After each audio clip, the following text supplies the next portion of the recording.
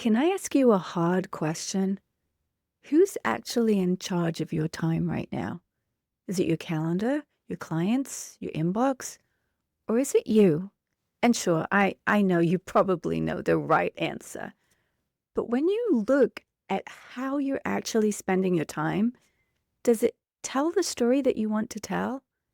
Because if you're constantly playing catch up, staying late, or giving your best hours to everyone except yourself, then this episode of Weekly Momentum is your call to take back the wheel. Let's talk about how you can own your week before it owns you. Welcome to Weekly Momentum, the podcast that helps you start your week with clarity, confidence, and a whole lot less chaos. I'm Mariana Majaff. I'm also known as the Get It Done Diva, and I'm here to help professionals just like you who care really deeply about the people they serve and want to continue to do great work without playing catch up every weekend, only to feel behind by Tuesday. This show is your roadmap to change. And today's episode, it's not just about planning, it's about taking your power back. Because when your to-do list, your inbox, or your calendar are calling all the shots, you're no longer designing your week. You're reacting to it. And that's exactly how burnout, overwhelm, and the P word, procrastination, sneaks in.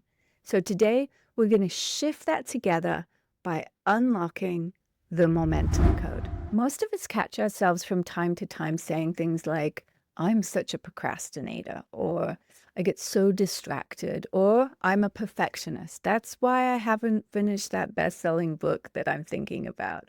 But those aren't personality flaws. They're not even traits. They're actually illusions we've created to avoid telling some hard truths. Let's break it down. I'm a procrastinator. Often what it means is I don't actually want to do that. Perfectionism, often what that's hiding is I'm afraid of being judged. And I'm so easily distracted. Often what it masks is I've made other people's priorities more important than my own. And when we tell these little white lies, we give away not only our time, but our power. And the momentum code gives us a way to simply reset and get to the truth behind those lies and begin to take back control of our time. You see, the real reason your time is being stolen, and that's really what's happening, is because you might not know what you want. I know. Stick with me here. Maybe you know what you want, but maybe you're not saying it. Or maybe you're saying it, but you're not giving yourself the structure to actually do it. And that's where the momentum code comes in. All right, enough hype already, right? You're like, what is the momentum code? Okay, it's really just three simple principles that came to me after I read a book with a embarrassingly clickbaity title. I'll be honest with you. The book's called I Can Make You Thin. And what I found fascinating about the book was it drilled everything down to four simple principles. And I thought, I want that. I want that for my business. I felt like I wanted to really strip everything down to its essence and really get to the core of it so that I could help people in a more powerful way very quickly. Because what this book did for me was I was able to right away put the four principles, don't worry, I'll tell you what they are, and I will make you thin at the end of this episode, so I won't leave you hanging. But I put the principles on my fridge, and I was able to tune into them and really make a shift in how I was eating, what I was eating, and actually the scale. And it wasn't complicated. And my theme this year, every year, the Momentum Squad members and I, we go to the Ignite retreat and we set not only a one-page strategic plan for the year and goals and not to-dos and projects, but we also come up with a theme for the year. And this theme for this year for me has been brilliant simplicity. And so it just felt so right that I should have some simple principles like this that someone could pick up and start using right away and not need to dive into hours of a program or a complicated workbook in order to start seeing results and make a difference. And so I went to bed after reading the book the first night. I went to bed thinking, I really want that. I want to know what my principles are. And I don't know if you've ever done that, set an intention like that before you went to bed, but I've done it before and it's incredibly powerful. The next morning, I woke up without even giving myself chance to remember what intention I'd set, and the principles landed in the inbox in my head as the minute I opened my eyes, and it is what became the momentum code. And what I love about it even more is I'd ask for it to be as simple as possible. And I can make you thin. There are 4 principles. The momentum code, it's just three principles. And you can use them to get into momentum at any time to assess where you might want to put your energy or your attention, or how you could, like a chiropractor, you could adjust things so that you could get back into your flow or see why you've gone off track a little bit. It really is powerful. So that's where the momentum code came from.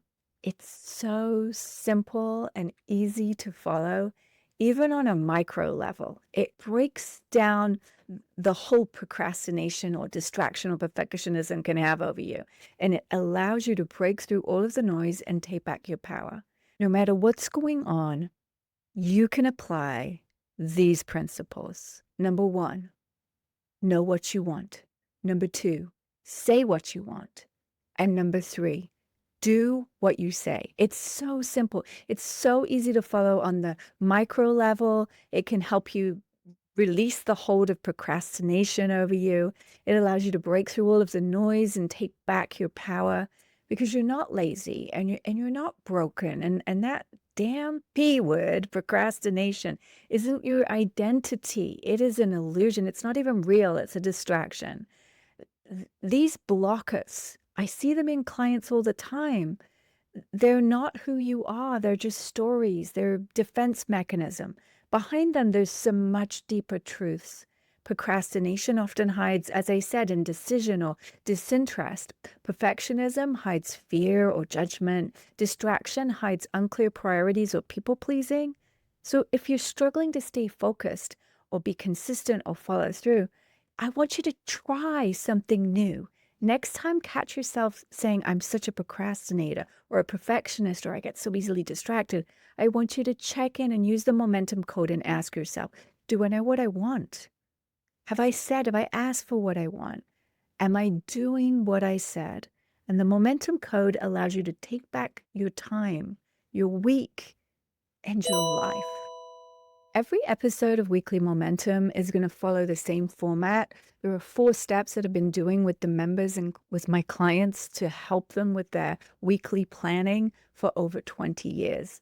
And we're going to use this framework each week, but just look at it from a different lens using whatever tool I am spotlighting for that week. So this week, we're going to use the lens of the momentum code to look at the 4 steps of the process. Step 1 is where we tap into your determination. This is the weekly rewind. It's where you reflect honestly about what worked, what didn't, and why for the week.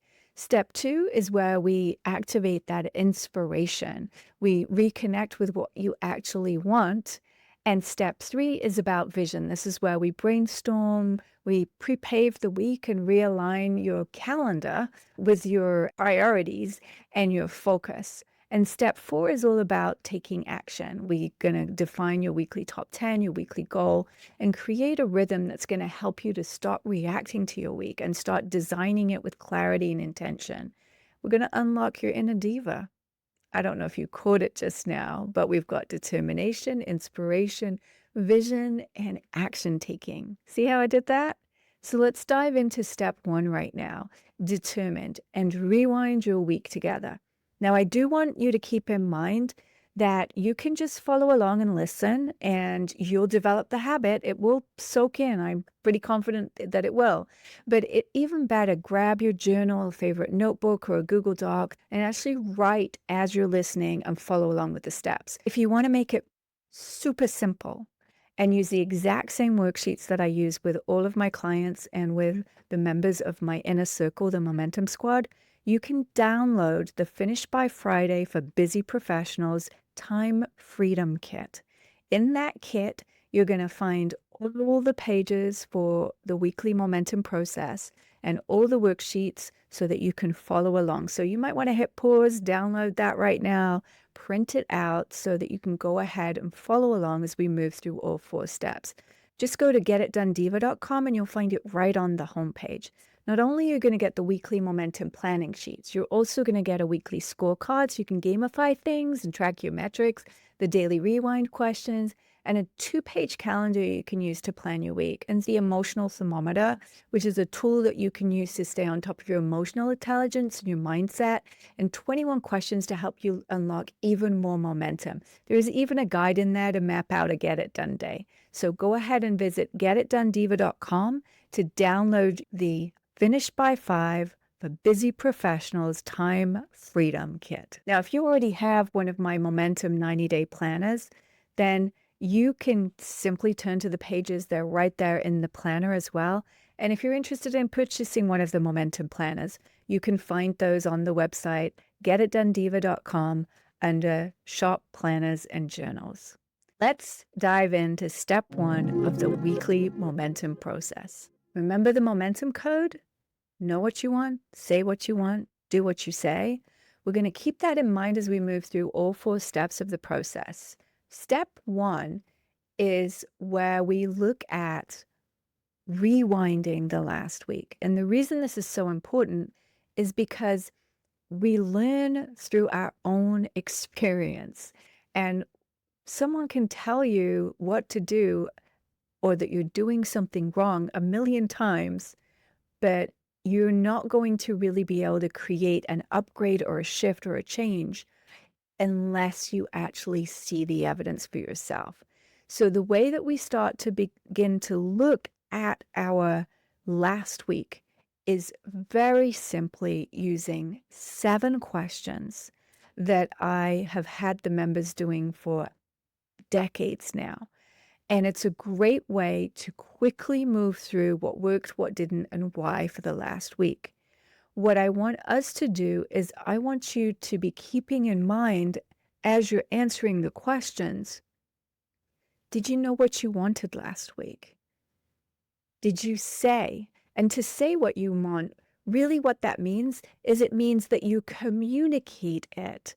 Because it's one thing to have a dream in your head, but it's a whole nother thing to write it down on your to-do list or to share it with a team member or to reach out and create a plan and get resources to help you actually achieve what it is that you want.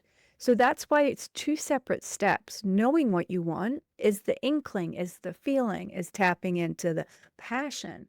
But the saying what you want is when it becomes more real. So we can look at the last week and you can start to notice, did you hold back? Did you have expectations that things were going to move along, but you never really communicated what you wanted? And really, think of this on both a macro and a micro level. It could be as simple as you were sitting around with a bunch of people and you were really hungry and you really wanted to go to this one restaurant and you ended up going to that restaurant that your friend always likes to go to, and you were resentful and upset because you didn't get what you wanted. But you never asked for it. You never mentioned the restaurant that you wanted to go to. This is a micro level, but can you see how we do this all the time? But if you begin to catch yourself when you do a rewind each week and you begin to notice where you didn't know what you wanted or you knew but you didn't say what you wanted, Then you can begin to see do-overs, which is part of this rewind process of step one, and begin to rewire your brain so that you can show up differently next time. So the 7 questions, which I'm going to ask you, and you're going to keep what I just said in mind as you go through them. I'm going to go through them pretty quickly because they are on the worksheet that you can download in that Finish by Friday Time Freedom for Busy Professionals kit. You can also pause after I say each question so that you can give yourself time to sit with and answer the questions. In a pinch, if you're driving along or you just don't have the time to go through the process and write it out this week, listen and at least give yourself the opportunity for the answers to flow to you. It still will work really well, but the best way to do the process is if you're going to write as you go along. So let's dive into those 7 questions. I'm reading them right from the 90-day planner. So if you have one, you'll find them either on the weekly rewind or weekly evolution page. There's one at the beginning of every single week. This is the first step of your weekly momentum process. So the questions are, what felt satisfying last week? The reason that question's there is because isn't that the whole point? If we forget what's fun and satisfying, then we're not enjoying the journey. We lose who we are, and we want to make sure that we are fine-tuning our palette and tuning in and moving towards the things that felt satisfying over the last week. And we want to have some of those. We don't want to be numb as we're moving through and overwhelmed and burnt out. So when we remind ourselves what felt satisfying, not only is it satisfying to write those all down again, and we get to relive and re-experience those things. Could be little things. A lot of the things you're going to write down in these questions are going to be really small. Sometimes they're going to be bigger, more monumental things, but most of the time it's just the little things that we're acknowledging in weekly momentum, and that is the power of this process. So writing down many things as you want, maybe you write down 3 or 5 or 10, what felt satisfying last week. Question number 2. How did last week match up with your expectations? The reason this question is in there because it's almost like a mirror that you can hold up against what actually happened and what you expected to happen of last week. Kind of like those games, I don't know if you remember, there's the games where there's like spot the difference. You've got a page side by side and you're looking at the differences between the two. Now, if your week is like mine or any of my members, very rarely do we experience the week that we planned or even the day that we planned. And that's okay. There's nothing wrong with that. I actually talk about that a lot in my book, Daily Momentum. But it is good to rewind and to spot the difference. So question number 2, where you're asking yourself, how did last week match up with my expectations? You're just acknowledging, well, isn't it interesting that I was expecting to be spending time on this project, but this happened? Or I ended up not feeling well and this happened, or I had this boost of energy and got really energized, or this opportunity came to me. And so things went in a different direction. So there's no wrongness to that, but in question number 2, you're just taking a moment to look at the week you planned, the week you expected, and what actually happened. Question number 3, how did you improve your health and well-being last week? I'm going to be honest with you. All of these questions, all of this process, everything I've ever created has been for myself. And I think what's really important for me, and I know it is for all of the women that I work with as well, is that I have to take care of my well-being. If I don't take care of my well-being, then I have my own business. I can't operate if I'm not feeling well. So I have to remind myself to take care of myself. And so this question right here that I ask myself every week before I plan the next week, not only does it remind me to check in and to pat myself on the back for when I treated myself well, and to maybe take a moment to evaluate how I could have done better, it also keeps that in mind so that when I'm planning this next week, I'm maybe going to be a little gentler and kinder and more loving to myself. Maybe I'm going to take care of myself better because I asked this question. So the question once again is, how did you improve your health and well-being last week? So it could be mindset stuff. It could be physical stuff that you were doing, or meditation, or going to the doctor's appointment, or that you were eating a certain way, taking your vitamins, little things, remember? That's what I said a minute ago. It's the little things that make a really big impact. Question number 4. Now, these are all kind of questions that are all untangling the last week, maybe hitting on the same things from a different angle. So there might be some repetition in your answers, and that's totally fine. Question number 4, what did you put energy into last week? So energy isn't always that you put time into something.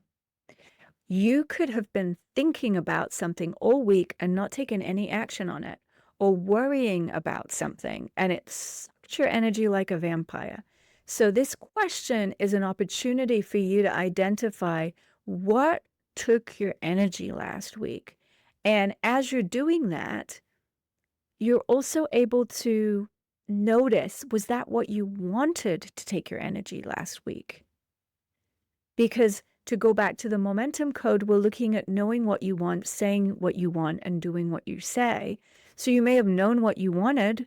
Maybe you said what you want, but you didn't actually do what you said because your energy was somewhere completely different. All of these questions are going to allow you to see where you're getting off track with the momentum code. There's little clues throughout. It's amazing what just a set of a few questions can do. So, what did you put energy into last week is question number 4. Question number 5, for me, connection is really important. And as business owners, as professionals, connection both to make you feel like you're making an impact, and also so that you can connect with other people and put yourself out there and be seen. Also, connection can help you to increase mastery or to get better at what you do. You might connect with someone literally in person, but that's not the only way to answer this question. It might be that you found a new author that you love and you read several blog posts by that author. That was you connecting with that person, even though you didn't meet them in person. So looking at how you connected and who you connected with last week, because connection is such an important part of being a human being, but also in being a professional. So we want to identify that. And also, as you're connecting, notice, are you knowing what you want? Are you communicating well and saying what you want? And are you doing what you say and following your agreements with the people that you're surrounding yourself with? Now, question number 6. Every question that we've asked so far has been leading us to question number 6 here. Question number 6 is, if you could have a do-over, how, when, and what would you choose to do differently last week? Now, I'm a big believer that everything is always working out perfectly for us. No matter what happens, everything is always working out perfectly for you. However, when we take the time to look at places to make little upgrades, we rewire our brain. We literally create new neural pathways, new choice points that we can use in the future when we're faced with a similar situation again. So instead of thinking, oh, I blew that opportunity, or I didn't do my best work on that project, or I wish I would have been earlier for that appointment, whatever it is, instead of just wishing it was different, if you shift that into, with question number 6, a do-over, then you're actually creating change. And this prepaves the most remarkable upgrades. Imagine it's almost like you're in a video game. When you ask yourself this question, what happens is you level yourself up much quicker than if you don't ask that question. Of course, you're evolving, you're changing, you're a human being. But when you ask yourself the do-over question, then you make a massive impact. And for those of you who are fans of my book, Daily Momentum, and the 30-day planner that goes along with it, then you're already asking yourself this question. every single day. Every day I ask myself, would I do over? And I come up with 3 things every single day that I would do differently. And with that in mind too, those of you that are fans of the 30-day planner, it's like a hybrid between a journal and a planner for the day. You can actually flip back through that planner for the week to answer these questions for the weekly momentum. So you can flip back through the daily momentum that you've already done, almost like you're reviewing that to answer the questions. Because in all reality, it's really hard to think back over the last week. Now, maybe you're good at that and it comes quite easily to you. But if for any of these questions you're struggling, using something to jog your memory, like the daily momentum process and the daily momentum planner is helpful. Another way is to just look at the calendar. Give yourself the time and the space to think back over these questions and rewind. You'll start to get better at remembering and answering these questions. So those are the 6 questions. There's a couple of other things that we do at the end that are part of the process that we'll touch on in other episodes. But I really wanted to deep dive into that process of the weekly rewind. And I want you to take all of that data and I want you to really sit with the theme for this week's episode, which is the momentum code. What are you seeing about how good are you at knowing what you want? Did you stumble through this week? Did you move intentionally through it? How good are you at saying what you want? Communicating that knowing within yourself with other people, writing it down as a plan, making a to-do list. Doesn't have to be complicated, but did you say what you want at the beginning of the week? How are the questions helping you see that? Did you do what you said this week? The third principle of the momentum code. Did you do what you said? Were the places that you made a promise to yourself, most likely, and then put that to the bottom of the list and instead put someone else's priority ahead of it?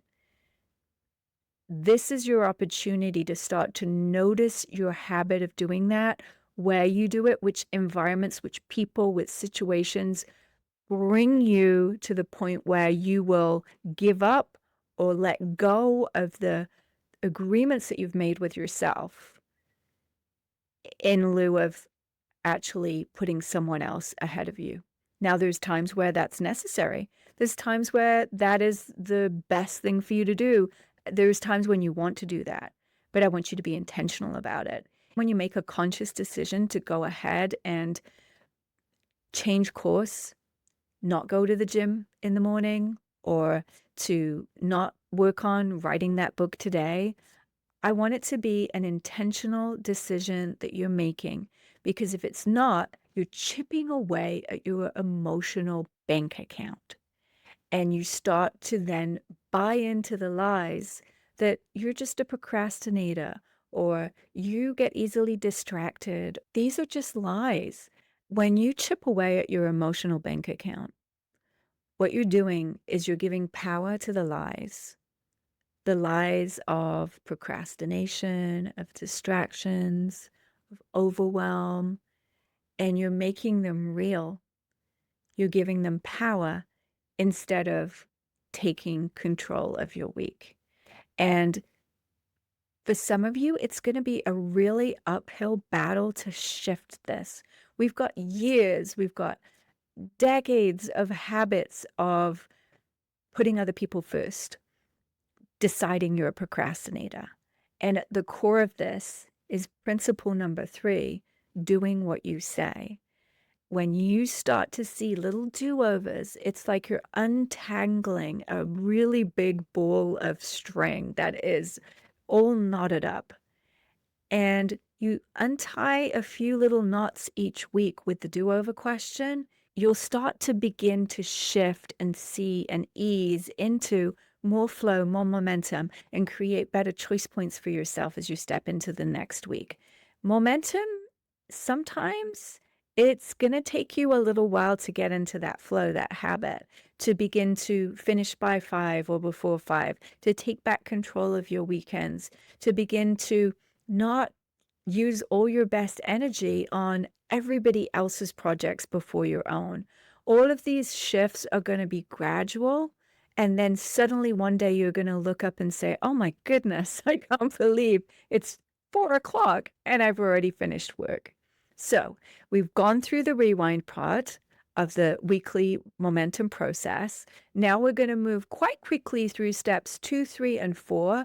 We'll deep dive into them in other episodes, but I want you to at least get a taste of the entire weekly momentum process.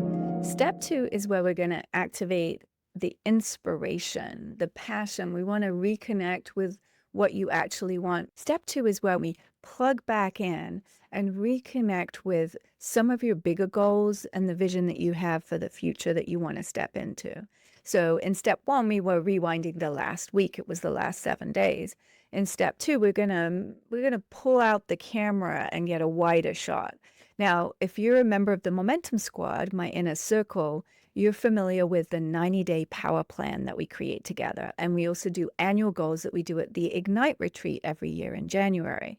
And we look at those each week. You might have something similar to that. Now is the time in step 2 for you to check back in with really the vision, the passion, the inspiration you have for the rest of the year. And I want you to just check in and remind yourself what your goals are. We'll deep dive into this in another episode, but for now, take a few minutes to just look back at those big goals, look back at the big vision. Goals are a way of saying what you want. So the momentum code, know what you want, say what you want, do what you say.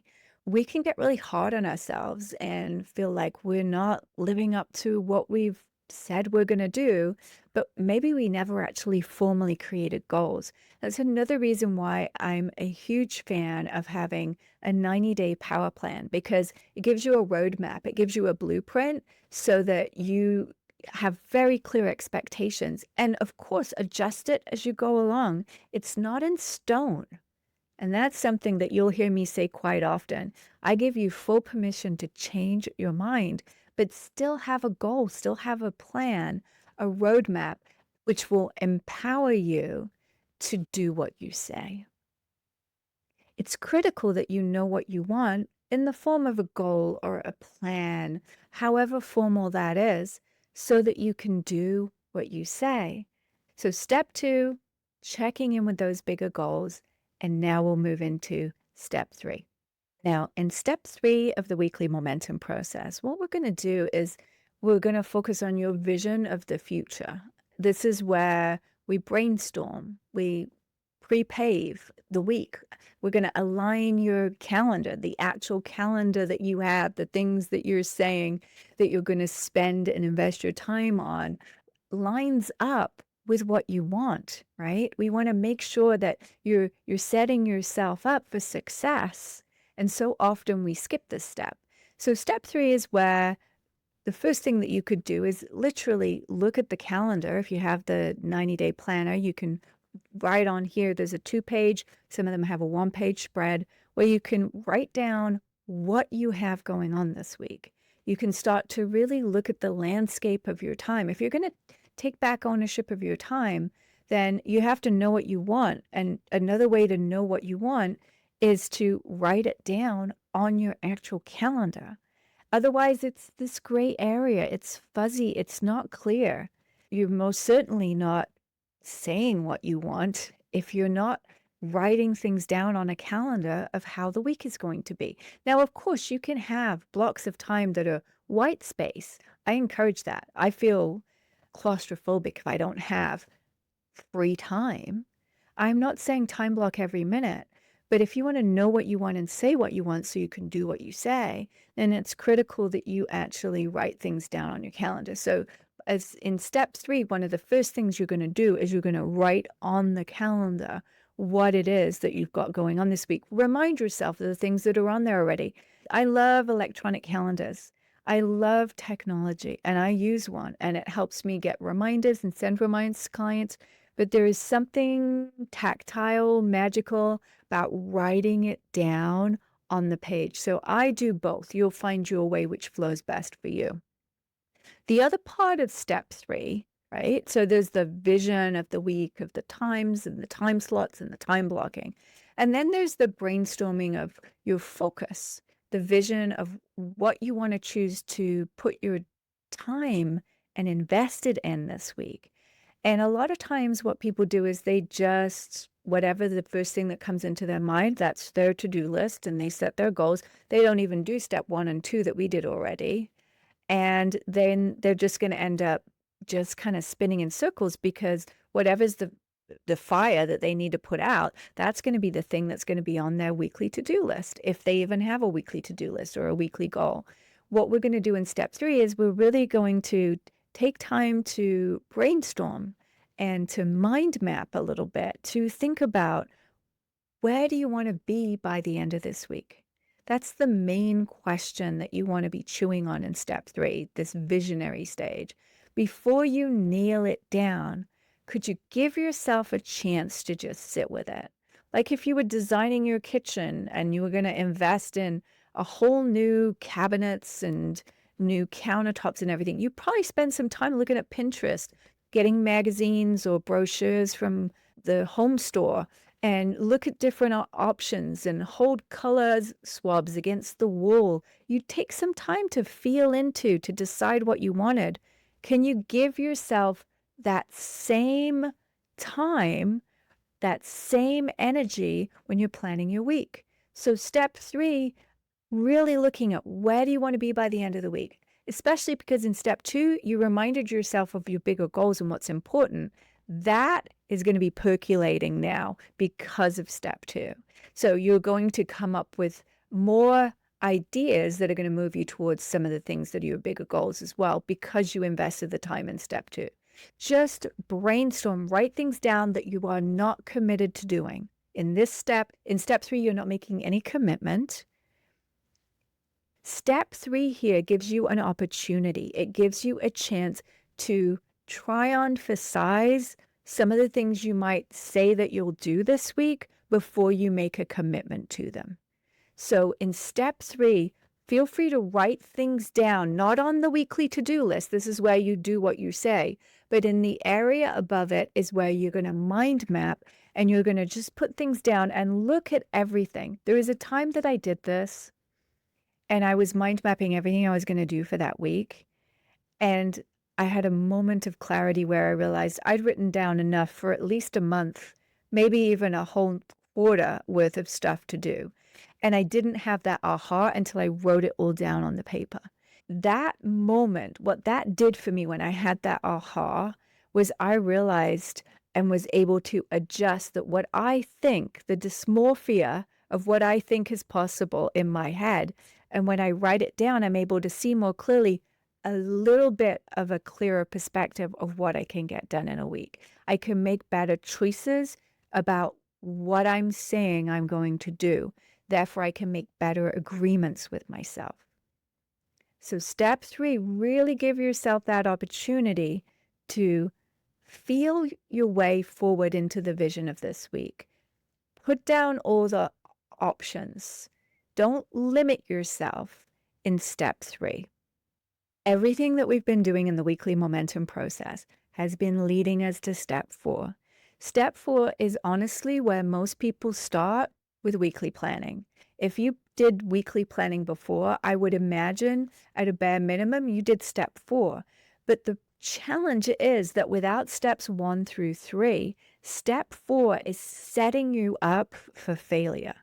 If you've noticed that you spin around in circles a lot, that you take a lot of action and feel like you've been really, really busy, but you're not moving towards the things that are important, your bigger goals, then it's probably because you've been doing step 4 without step 1 through 3.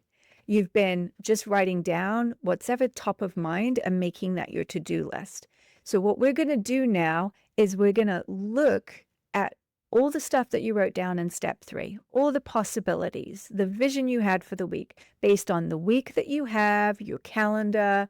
And in step 2, we looked at your bigger goals. In step 1, we were looking at what worked, what didn't, and why from the last week. All of that is now percolating and making step 4 elevated way more elevated than it would have been if you hadn't done it. Step 4, what you're going to do is you're going to create a list of your top 10 weekly to-dos.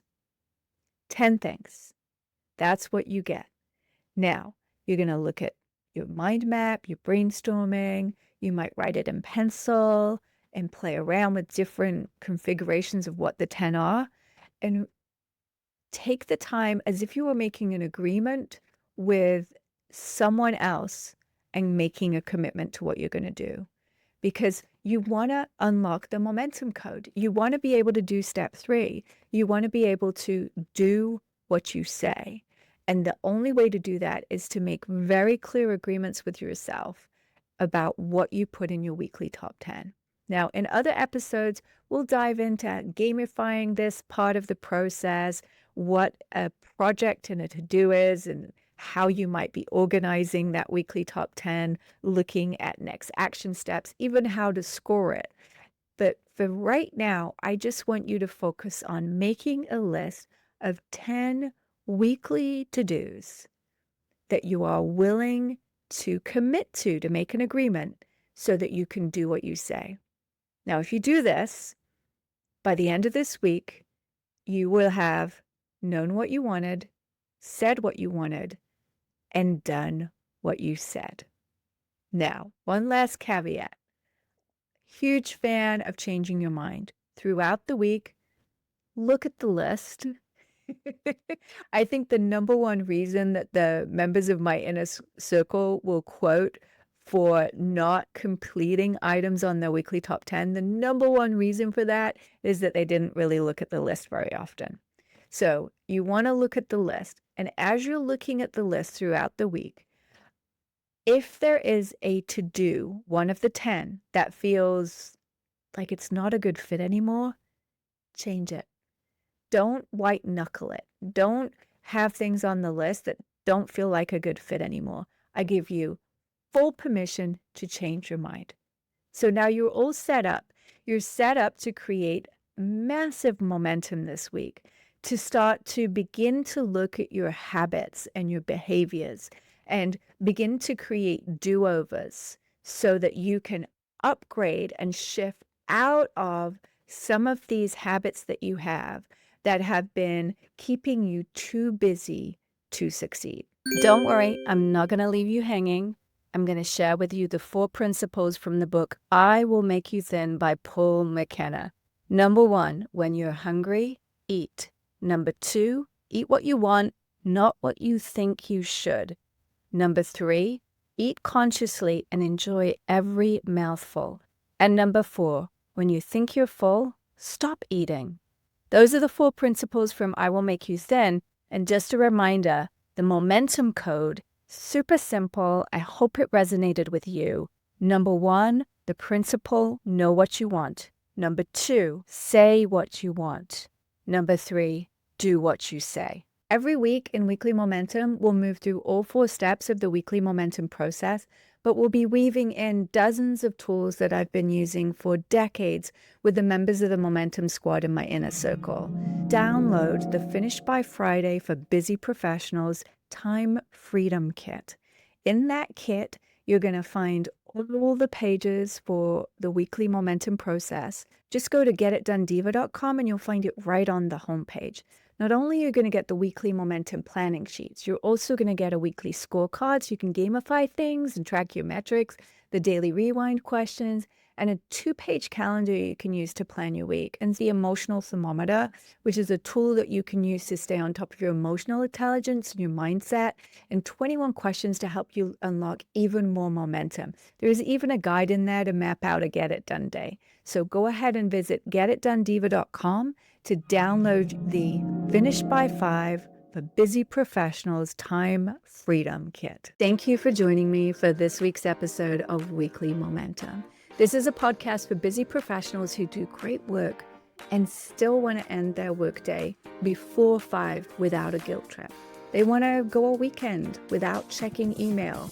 They want to get their client work ahead of all the deadlines. And they most certainly want to plan their next week before they're in it. If you want to keep your evenings free for family, rest, or doing absolutely nothing, and spend more time working on your business, not just in it, then join me next week for Weekly Momentum. I'll see you in Momentum.